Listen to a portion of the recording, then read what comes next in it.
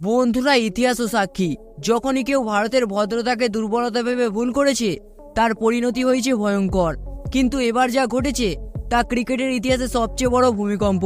হ্যাঁ বন্ধুরা, 24শে জানুয়ারি 2026 এই তারিখটা বাংলাদেশ ক্রিকেটের ইতিহাসে চিরকালের জন্য একটি কালো দিন হিসেবে লেখা থাকবে।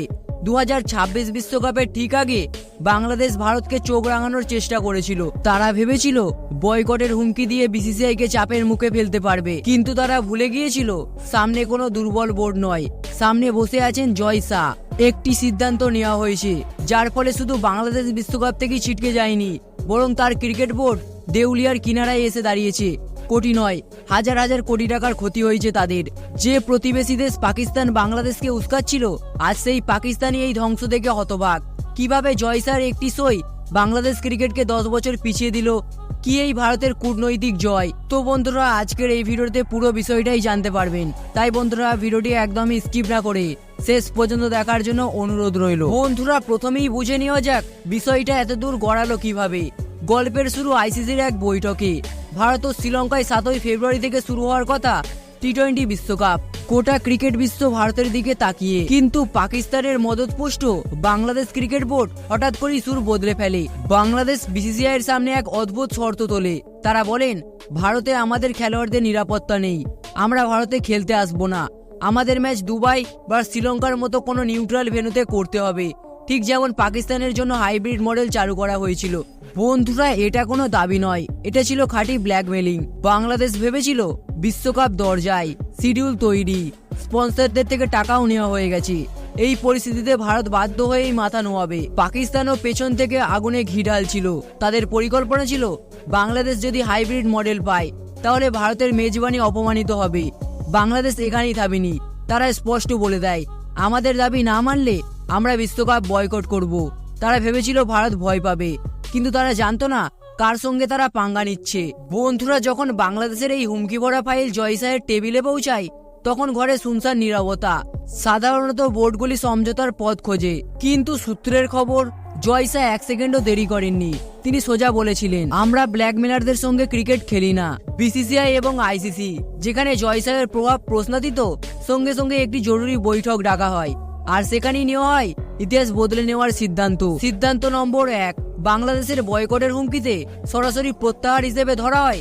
আইসিসি পরিষ্কার জানিয়ে দেয়, আপনি যদি ভারতে আসতে না পারেন কোনো সমস্যা নেই, বিশ্বকাপ আপনাকে ছাড়াই হবে। হ্যাঁ বন্ধুরা, জয় শাহ তাদের একবারও মানানোর চেষ্টা করেননি, সরাসরি দরজা দেখিয়ে দিয়েছেন তিনি। সিদ্ধান্ত নম্বর 2, শেষ মুহূর্তে টুর্নামেন্ট থেকে নাম প্রত্যাহারের হুমকি দেওয়ায় আইসিসি কোড অফ কন্ট্রাক্ট লঙ্ঘন হিসেবে ধরা হয়। ফলাফল, বাংলাদেশ শুধু বিশ্বকাপ থেকেই বাদ পড়েননি, তাদের উপর ভারী জরিমানা চাপানো হয়েছে। বাংলাদেশ ভেবেছিল ভারত কাকুতি মিনতি করবে, কিন্তু ভারত বলেছে গেট আউট। বন্ধুরা, বিশ্বকাপ থেকে ছিটকে যাওয়াই শেষ নয়, আসল আঘাতটা পড়েছে অর্থনীতিতে, ফিনান্সিয়ালি স্ট্রাইক। বন্ধুরা, জয় শাহ এবং বিসিসিআই এমন চাল দিয়েছে যাতে বাংলাদেশ ক্রিকেট বোর্ড আগামী বহু বছর ধরে ঘুরে দাঁড়াতে পারবে না। চলুন ক্ষতির হিসাবটা দেখে নেওয়া যাক। পার্টিসিপেশন ফিসেস। হ্যাঁ বন্ধুরা, বিশ্বকাপ খেললেই আইসিসি থেকে প্রতিটি দল কোটি কোটি টাকা পায়, বাংলাদেশ সেই টাকা হারালো। এছাড়াও আইসিসির ফান্ডিং বন্ধ। হ্যাঁ বন্ধুরা, আইসিসির আয়ের বড় অংশ আসে ভারতের বিসিসিআই থেকে। ভারতের কঠোর অবস্থানের পর বাংলাদেশের বার্ষিক আইসিসি ফান্ডিং প্রায় 100 কোটি থেকে 150 কোটি টাকা হোল্ডে রাখা হয়েছে, এবং এছাড়াও দ্বিপাক্ষিক সিরিজও বাতিল করা হয়েছে। এটাই সবচেয়ে বড় ধাক্কা। হ্যাঁ বন্ধুরা, জয় শাহ স্পষ্ট ইঙ্গিত দিয়েছেন, ভবিষ্যতে ভারত আর বাংলাদেশের সঙ্গে কোনো দ্বিপাক্ষিক সিরিজ খেলবে না। আপনি কি জানেন, ভারত ও বাংলাদেশের সিরিজে টিভি রাইটস থেকে বিসিসিআই আয় করে প্রায় 500 থেকে 800 কোটি টাকা। এখন সেই আয় শূন্য।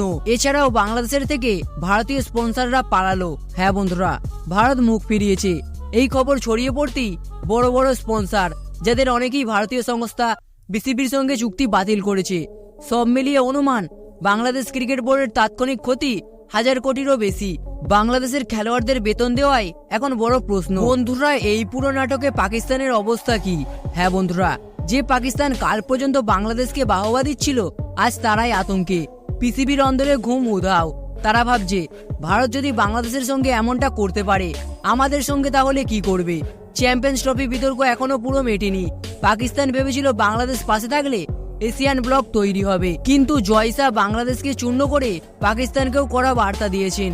ভারতের বিরুদ্ধে ষড়যন্ত্র করলে মুছে যাও। পাকিস্তানের মিডিয়ায় এখন শোকের আবহ। বিশেষজ্ঞরা বলছেন, আমরা বাংলাদেশকে ভুল পরামর্শ দিয়েছিলাম আর এখন তারা ডুবে গেল। পাকিস্তানও একা পড়ে গেছে, ভারতীয়রা কূটনৈতিকভাবে জয়ী হয়েছে। তো বন্ধুরা, এবারে বাংলাদেশের জায়গায় টি-20 বিশ্বকাপ খেলবে স্কটল্যান্ড। হ্যাঁ বন্ধুরা, এই খবরটি আইসিসি স্পষ্টভাবেই জানিয়ে দিয়েছেন, বাংলাদেশকে আর সুযোগ দেওয়া হবে না। বন্ধুরা, যে ভারতে খেলতে চায় না তার ভারতের টাকায় বাঁচার অধিকার নেই।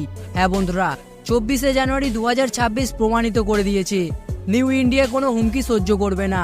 বাংলাদেশ ভেবেছিল তারা হিরো হবে, আজ তারা হয়ে গেছেন জিরো।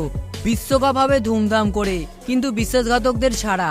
কূটনৈতিক মাঠে ভারত জিতে নিয়েছে স্বর্ণপদক। বন্ধুরা, এই জয় শুধু বিসিসিআই নয়, এই জয় প্রতিটি ভারতীয়র যে নিজের দেশের অপমান সহ্য করে না।